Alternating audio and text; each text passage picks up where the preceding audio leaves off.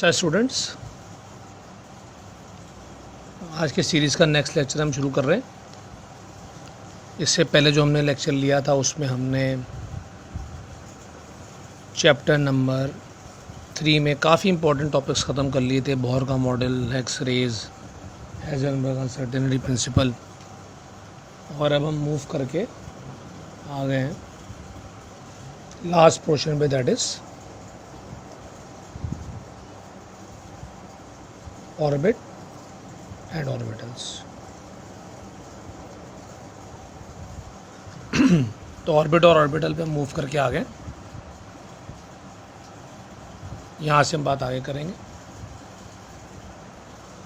अच्छा भाई, ऑर्बिट क्या होता है कि एटम के न्यूक्लियस के गिर्द जो सर्कुलर पास होते हैं,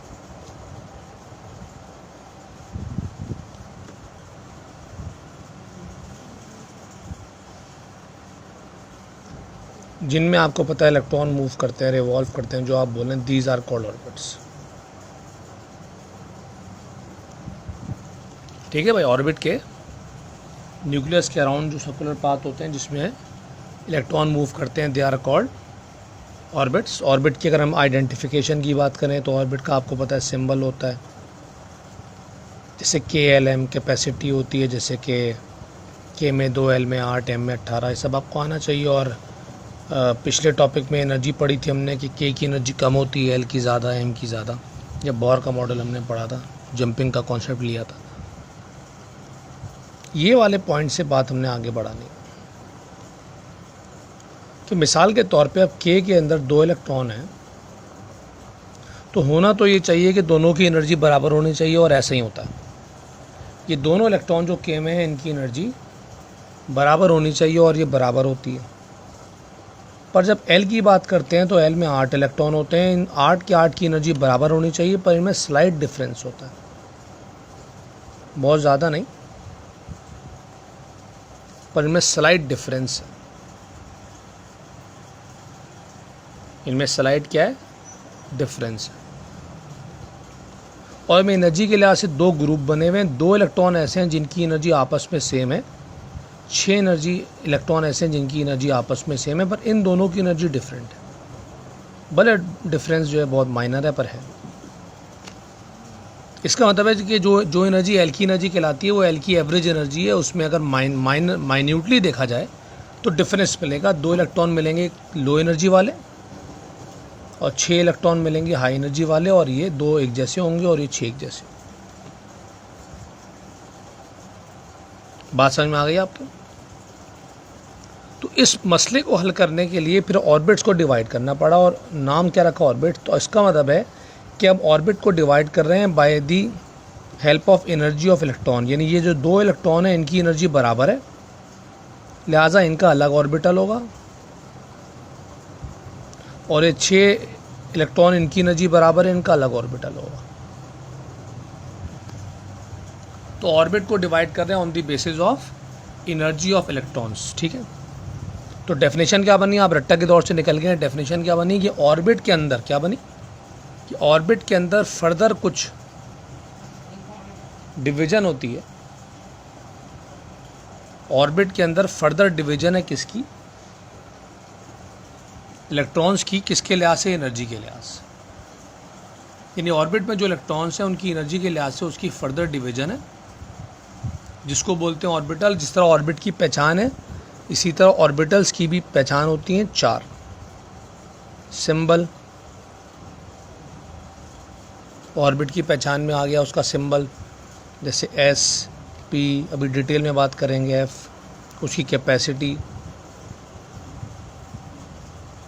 2, 6, 10, 14, एनर्जी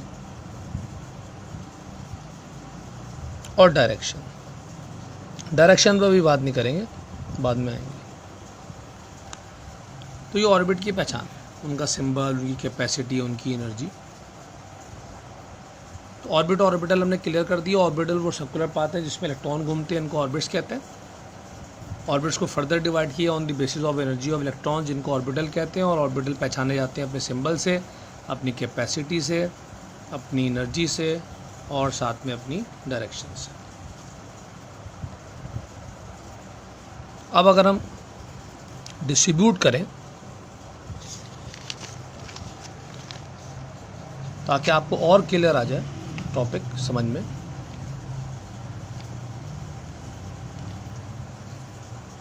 तो आपके पास जो के शेल होता है उसमें आपको पता है 2 इलेक्ट्रॉन होते हैं। तो जो दोनों इलेक्ट्रॉन होते हैं इनकी क्योंकि एनर्जी बराबर होती है तो दोनों के दोनों एस में होता है।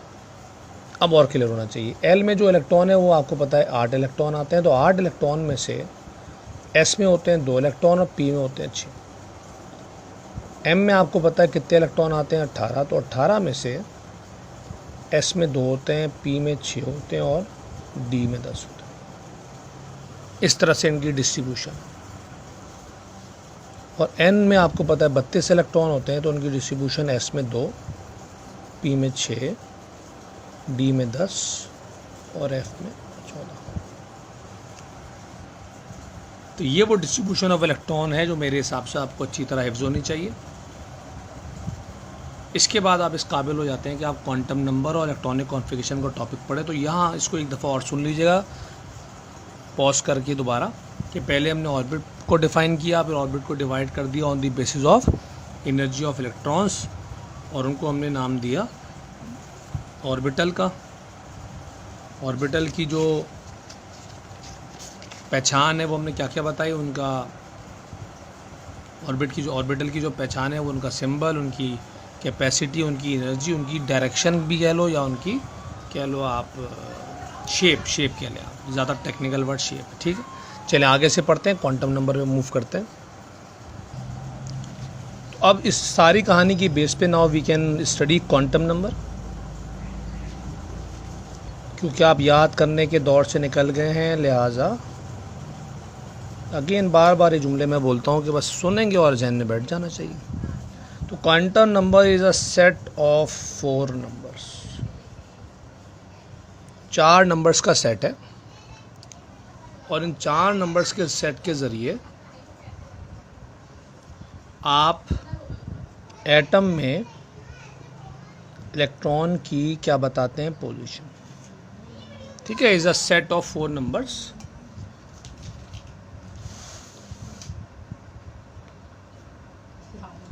It is a set of 4 numbers, और इन 4 नंबर का काम ये है कि आप एटम में इलेक्ट्रॉन की पोजीशन बता पाएँ उन नंबर के ज़रिए। आपका इंटरेस्ट बताने में है, यानी किताब का स्टाइल है, किताब इस तरह से चाहती है कि आप सोचें।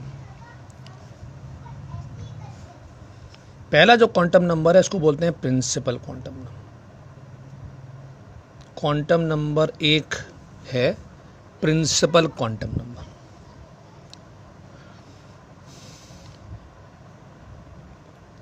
प्रिंसिपल क्वांटम नंबर जो है ये आपको बताता है अबाउट ऑर्बिट। वेरी सिंपल, जाहिर सी बात है इलेक्ट्रॉन के बारे में पहली इन्फॉर्मेशन क्या देंगे आपके, वो कौन से ऑर्बिट में, इलेक्ट्रॉन तो ऑर्बिट में होता है ना भाई, तो आप उसके ऑर्बिट का नाम वाम बताएंगे। तो ऑर्बिट के बारे में जो इन्फॉर्मेशन है वो प्रिंसिपल क्वांटम नंबर है। एन से इसको डोनेट करते हैं, और इसकी वैल्यू अगर 1 होगी तो ये के होगा, अगर एन की वैल्यू 2 होगी तो ये एल होगा, अगर एन की वैल्यू 3 होगी तो ये एम होगा। बस इसमें इतनी information. Second quantum number is called azimuthal quantum number.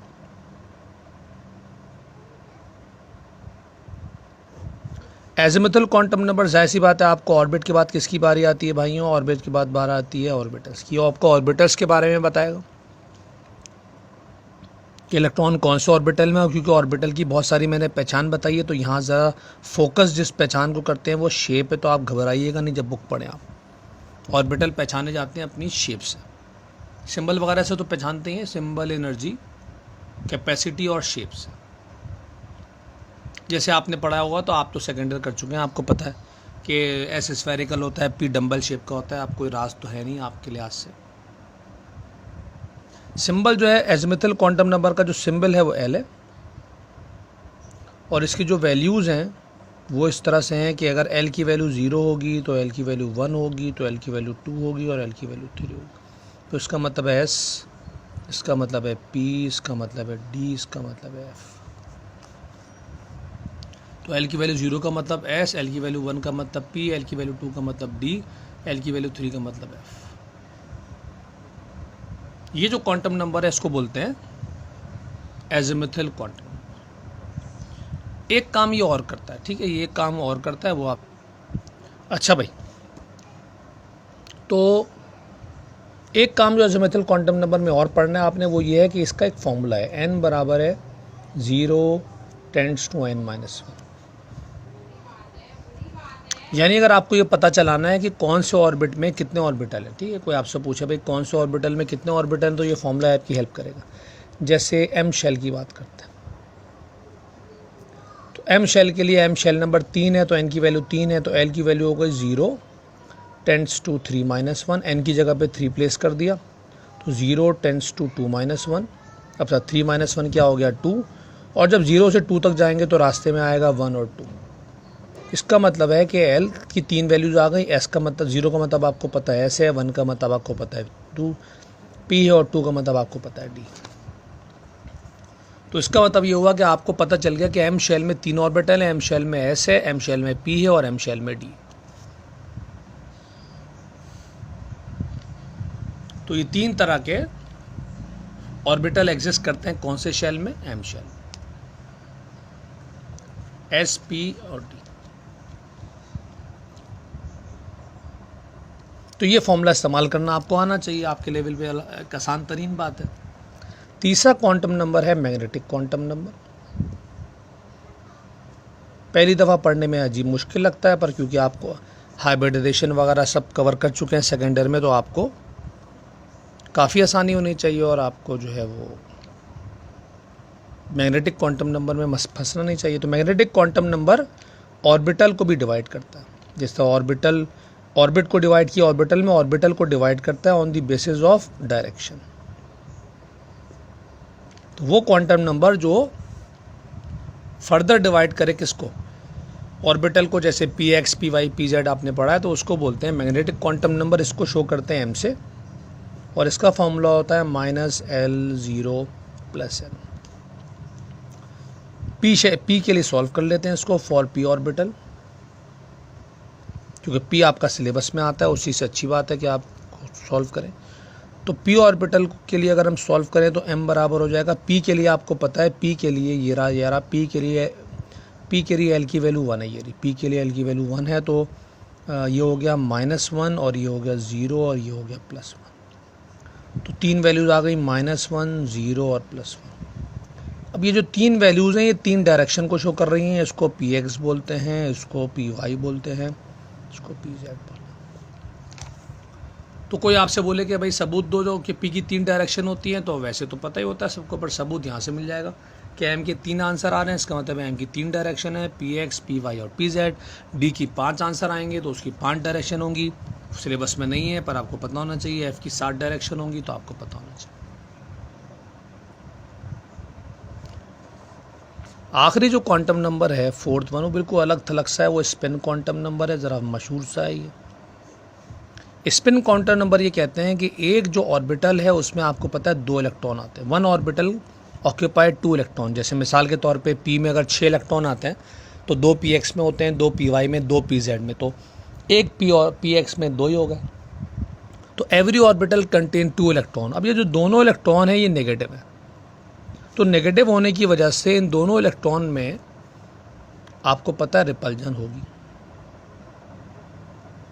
कि नहीं होगी? रिपल्जन होगी। अब रिपल्जन का नतीजा ये होना चाहिए कि इन दोनों में से एक इलेक्ट्रॉन जो है वो फुदक के ऑर्बिटल से बाहर आ जाए, यही होता है ना रिपल्जन, भगाना। पर ऐसा नहीं होता और दोनों एक साथ बैठे रहते हैं ऑर्बिटल में। तो इसका मतलब ये हुआ कि इनके दरमियान जो रिपल्जन है वो कहीं और कन्वर्ट हो रही है। जैसे वो जो इलेक्ट्रोस्टैटिक थी वो बोहर के मॉडल में कन्वर्ट हो रही थी सेंट्रीपिटल में, ये बड़ा मशहूर कॉन्सेप्ट था। इसी तरह यहाँ पर जो रिपल्जन है वो दिख नहीं रही है, क्योंकि रिपेल तो ये हो नहीं रहा है, तो वो कहाँ जा रही है? वो कन्वर्ट हो रही है रोटेशन में। और बड़ी मशहूर बात है कि इन 2 इलेक्ट्रॉन में से एक रोटेट करने लगता है क्लॉकवाइज और एक रोटेट करने लगता है एंटी क्लॉकवाइज, और क्लॉकवाइज और एंटी क्लॉकवाइज को प्लस हाफ और माइनस हाफ से शो करते हैं। और इसमें आपकी पेपर में आ चुका है, इसमें आज़ादी है कि किसी को भी किसी से शो कर सकते हैं।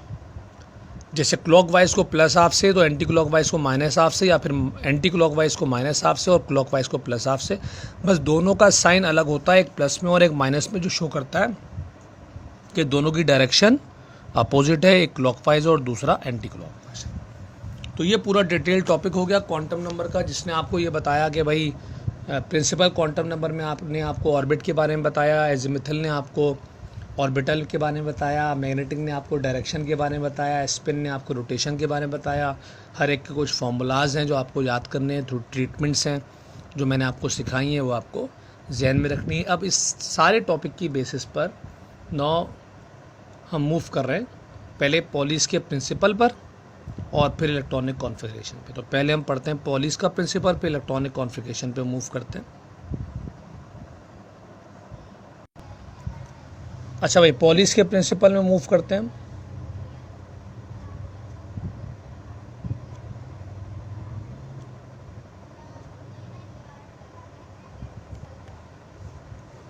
अच्छा भाई, पॉलिस का जो प्रिंसिपल है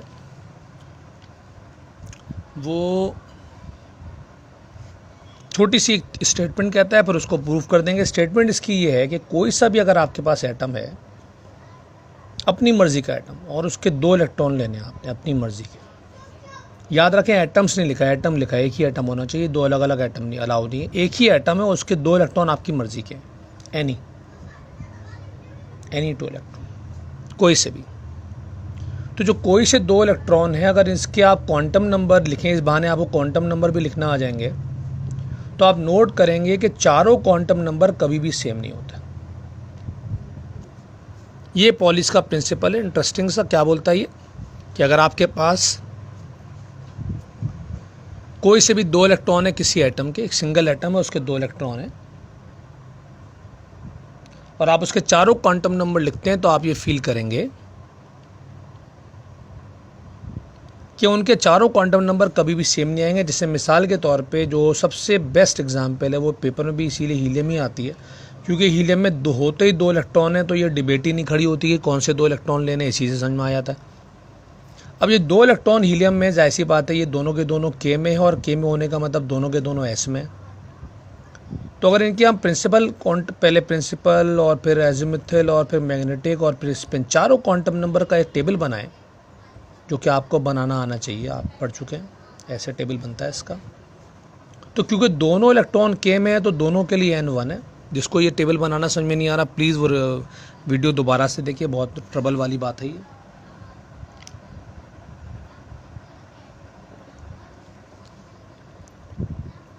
अब दोनों इलेक्ट्रॉन क्योंकि s में है, लिहाजा दोनों के लिए L0 है।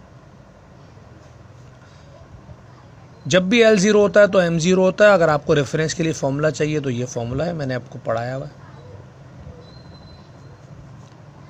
पिछले कुछ मिनट्स में। तो N दोनों का 1 आ गया, L दोनों का 1 आ गया, L0 होता है तो L दोनों का 0 आ गया, L0 होता है तो M भी 0 होता है। अब बचा स्पिन। तो स्पिन में आपने क्या पढ़ा था कि 2 इलेक्ट्रॉन अगर एक साथ होंगे, तो एक अगर क्लॉकवाइज होगा तो दूसरा एंटी क्लॉकवाइज होगा। तो साबित क्या हुआ कि कितने क्वांटम नंबर सेम आ गए, 1 सेम आ गया, 2 सेम आ गया, 3 सेम आ गया, चौथा डिफरेंट है। भाई यही बात मामूली सी वो कर रहा है, आपको शायद बहुत आसान भी लगे और लगनी भी चाहिए, कि चारों क्वांटम नंबर कभी भी सेम नहीं। मैक्सिमम 3 सेम हो सकते हैं, पर इस पर वो बात ही नहीं कर रहा कि 3 सेम हो सकते हैं या 2 सेम हो सकते हैं या 1 सेम हो सकता है। वो तो बात कर रहा है कि चारों कभी भी सेम नहीं होंगे। तो it is impossible for 2 electrons of an atom to have 4 same quantum number. चारों क्वांटम नंबर कभी भी सेम नहीं होंगे। This is called Pauli's exclusion principle.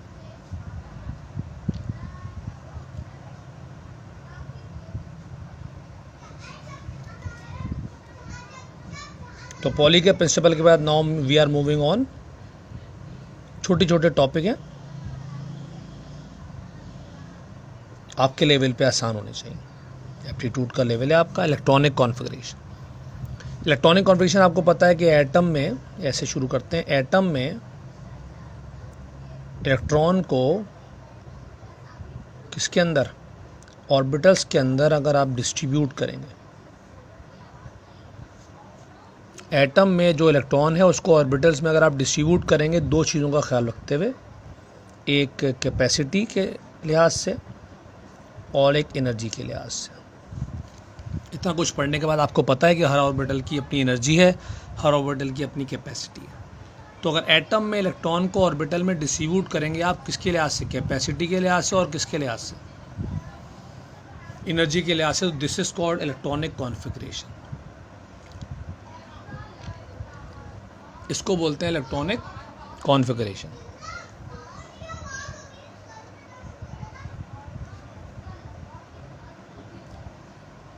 तो किसी भी एटम में इलेक्ट्रॉन को फिल करना ऑर्बिटल्स के अंदर, ऑर्बिटल की कैपेसिटी को देखकर, ऑर्बिटल की एनर्जी को देखकर, this is called electronic configuration. और इसके रूल्स हैं, और जो पहला रूल है वो है एफवा प्रिंसिपल। एफवा प्रिंसिपल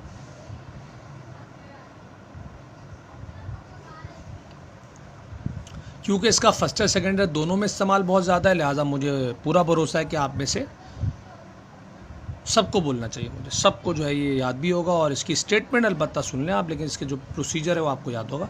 स्टेटमेंट इसकी क्या है? बड़ी सादी सी स्टेटमेंट क्या है कि इलेक्ट्रॉन को आप फिल करेंगे according to ascending order of energy.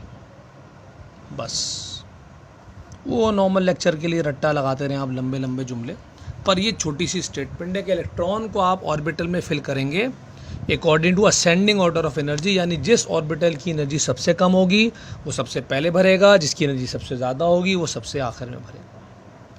इसको बोलते हैं ascending order of energy. Come energy वाला पहले है, ज़्यादा एनर्जी वाला बाद में। अब क्योंकि मैं और आप साइंटिस्ट नहीं है तो हमें एफवा ने बताया कि भाई एनर्जी वो एक टेबल बनाता है, पर आप एप्टीट्यूड पे कोई टेबल शेबल बनाने की जरूरत नहीं है। आपको याद होना चाहिए कि सबसे कम एनर्जी 1s2 की है, फिर 2s2 है, फिर 2p6 है, फिर 3s2 है, फिर 3p6 है, फिर 4s2 है, फिर 3d10 है, फिर 4p6 है, फिर 5s2 है, और फिर 4d10 है, फिर 5p6 है, फिर 6s2 है, और फिर 4f14 है। सारे ऑर्बिटल की रिप्रेजेंटेशन आ गई यहाँ पर। फर्स्ट ईयर का जो आपने चैप्टर नंबर 1 पढ़ा है, लाजमी आपने, सॉरी सेकेंड ईयर का, उसमें आपने इसका तफसील से जिक्र किया होगा। इसी की बेसिस पे ग्रुप और ब्लॉक आइडेंटिफाई भी करते हैं आप। तो ये ऊपर लिखी हुई है statement, ascending order of energy, और ये इसकी पूरी एनर्जी का पैटर्न है कि 1s2 की एनर्जी सबसे कम है, 2s2 की उससे ज़्यादा, 2p उससे ज़्यादा, और इस तरह चल रहा है।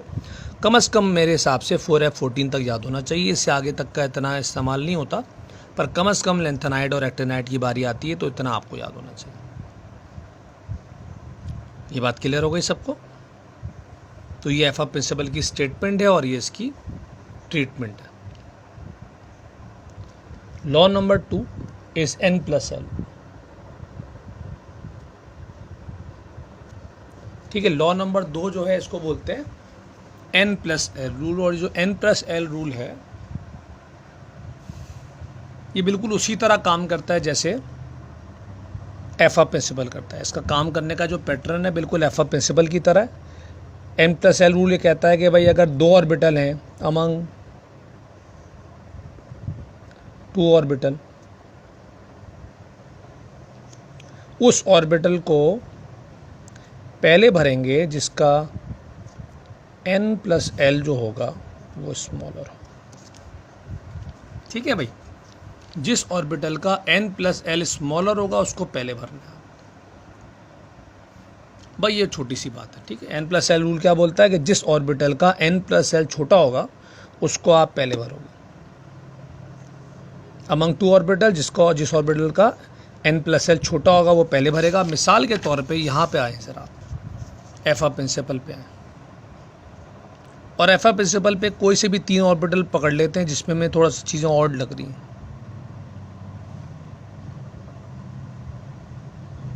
जैसे मिसाल के तौर पे इन 3 को ले लेते हैं, क्योंकि इसमें पहले 4 आ रहा है, फिर 5 आ रहा है, फिर 4 आ जा रहा है। 4 के बाद 5 के बाद 6 आना चाहिए था, या दोबारा 5 आना चाहिए था, पर 4 के बाद 5 के बाद फिर 4 आया तो डिस्टर्ब थोड़ा सा ऑड लग रहा है। इन तीनों को पढ़ लेते हैं, 4p 5s 4t। ठीक ठीक है, 4p 5s और कौन कौन सा था, 4p 5s 4d, ठीक है। चल अब चेक करते हैं कि ये पीछे सही लिखे नहीं लिखे, n+l रूल क्या क्या कहता है इनके बारे में। तो काम करने का तरीका भैया, टेबल बनाएंगे, n का टेबल, l का टेबल, n+l का टेबल, ये टेबल बनाते हैं।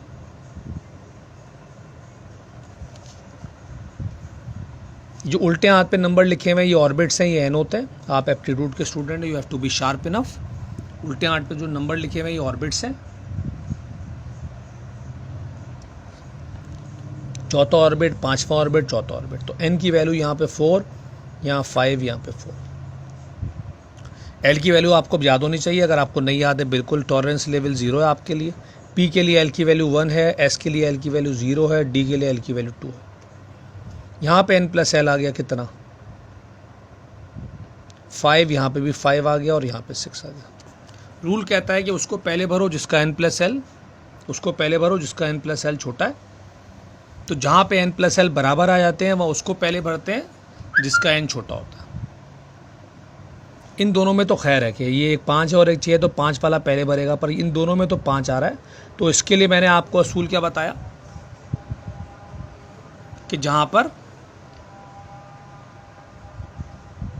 n+l सेम आ जाए तो उसका असूल ये है कि जिसका n छोटा होगा उसको पहले भरोगे। आप देखो इसका जो n है वो 4 है, इसका जो n है वो 5 है, तो किसका n छोटा है, इसका n छोटा है। तो सबसे पहले इसीलिए 4p भरेगा, सबसे पहले 4p आएगा, उसके बाद ये 5s आएगा, और ये जो 4d है जिसका n+l तो सबसे बड़ा है तो ये सबसे आखिर में आएगा। तो आप देख लो, इसीलिए यही वाली सीक्वेंस यहाँ से आई है जो यहाँ से आ रही है, जो यहाँ से आ रही है सीक्वेंस, वही सीक्वेंस यहाँ से। तो n+l रूल की स्टेटमेंट एक दफ़ा और सुन लें, क्या बोलता है ये कि दो ऑर्बिटल्स में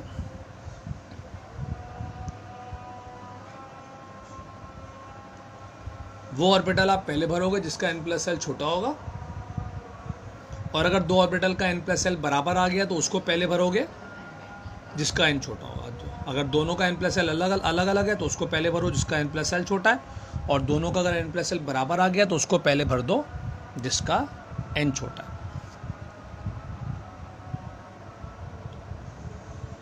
अब आप मैं 3 लेक्चर अपलोड करूंगा आज, ये 2 लेक्चर अब कंप्लीट होने वाले हैं। तीसरे लेक्चर में चैप्टर में ख़त्म कर दूंगा एक इसीलिए मैं 3 लेक्चर अपलोड कर रहा हूँ छोटे से पोर्शन के लिए। क्या आप वेट करेंगे ये हफ्ता, तो ये चैप्टर ख़त्म हो जाएगा ताकि आप इसकी प्रिपरेशन कर सकें टेस्ट के लिए। तो n+l रूल क्लियर हो गया होगा आप सबको। चले अब इस लेक्चर का जो आखिरी रूल है वो है तीसरा जो रूल है लास्ट, वो है हर्ट्ज़ रूल। हर्ट्ज़ रूल जो है ये आखिरी रूल है। अच्छा भाई, हर्ट्ज़ रूल क्या बोलते हैं? हर्ट्ज़ रूल ये बोलता है कि अगर आपके पास मिसाल के तौर पे p ऑर्बिटल्स की बात करते हैं और p ऑर्बिटल में एक इलेक्ट्रॉन आपने भरना है, तो वो तो आप भर दोगे px में लाइक दिस, जिनको याद है, बाकियों को मैंने याद दिलाया। अगर p ऑर्बिटल में 2 इलेक्ट्रॉन है तो आप ऐसे भरोगे या फिर ऐसे भरोगे।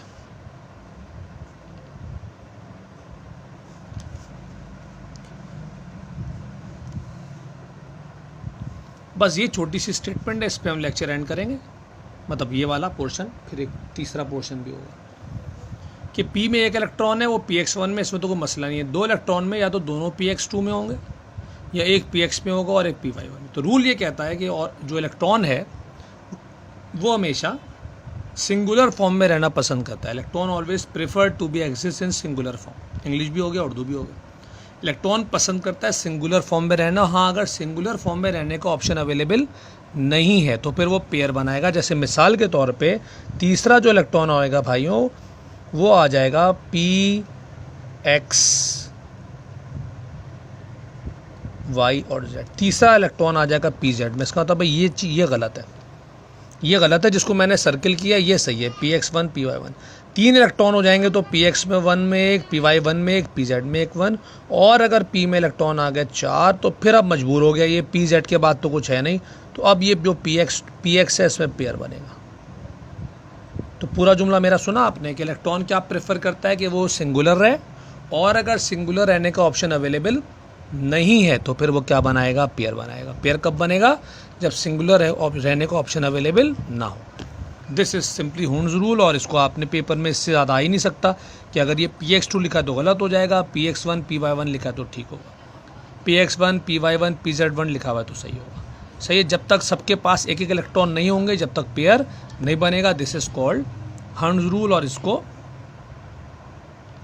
ऐसे भी लिखते हैं एरो फॉर्म में, अगर आप देखें कभी घबराए नहीं, एक एरो, फिर दूसरा एरो, फिर तीसरा एरो, और फिर जब पेयर बनाना होगा तो इसमें पेयर बना देंगे, और Py और Pz पे पेयर नहीं बनेगा। दोनों तरीक़ों से आपको आना चाहिए। अब ये जो अपोजिट डायरेक्शन में आपको एरो दिख रहे हैं, ये स्पिन क्वांटम नंबर है, जो आपने पढ़ा था भी कि एक क्लॉकवाइज होगा और दूसरा एंटी क्लॉकवाइज होगा। तो मामूली चीज़ें। इंशाल्लाह जो आखिरी पोर्शन होगा 10 से 15 मिनट का, उसमें इसकी एग्जाम्पल्स करेंगे, 1-2 रूल्स और रह गए, और एग्जाम्पल्स करके हमारा वो चैप्टर नंबर 3 एंड हो जाएगा, और फिर इंशाल्लाह आगे बात करेंगे। ठीक है जी, ओके, थैंक यू इस लेक्चर के लिए। अल्लाह हाफ़िज़।